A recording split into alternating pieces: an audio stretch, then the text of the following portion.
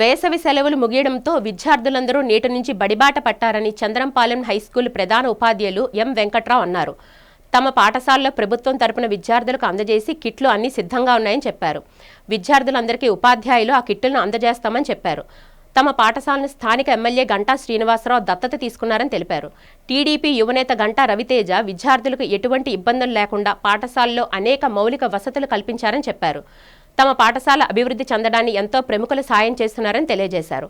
పాఠశాల కమిటీ సభ్యులు, ఉపాధ్యాయులు, విద్యార్థులు, తల్లిదండ్రులు అందిస్తున్న సహాయ సహకారాలు మరువలేనివని ప్రధాన ఉపాధ్యాయులు వెంకట్రావు తెలిపారు. శ్రీ సర్వేపల్లి రాధాకృష్ణ కిట్లు అంటాం దాన్ని. కిట్లు కూడా అన్ని కూడా మనకి సరఫరా చేశారు.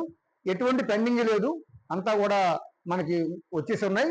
అదేవిధంగా గౌరవ దేవానంద రెడ్డి గారు, మన డైరెక్టర్ గారు, మన జిల్లాకి ఇన్ఛార్జ్ గారు, ఆయన కూడా మన పాఠశాల సందర్శించారు.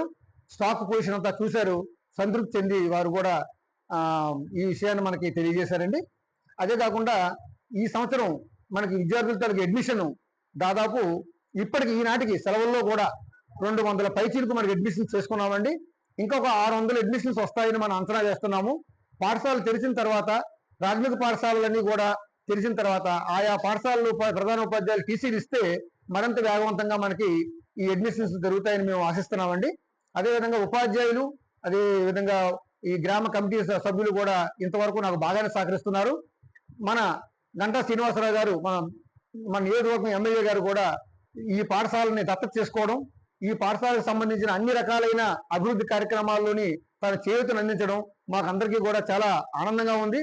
వారికి మరొకసారి సభాముఖంగా ధన్యవాదాలు తెలియజేసుకుంటున్నాను.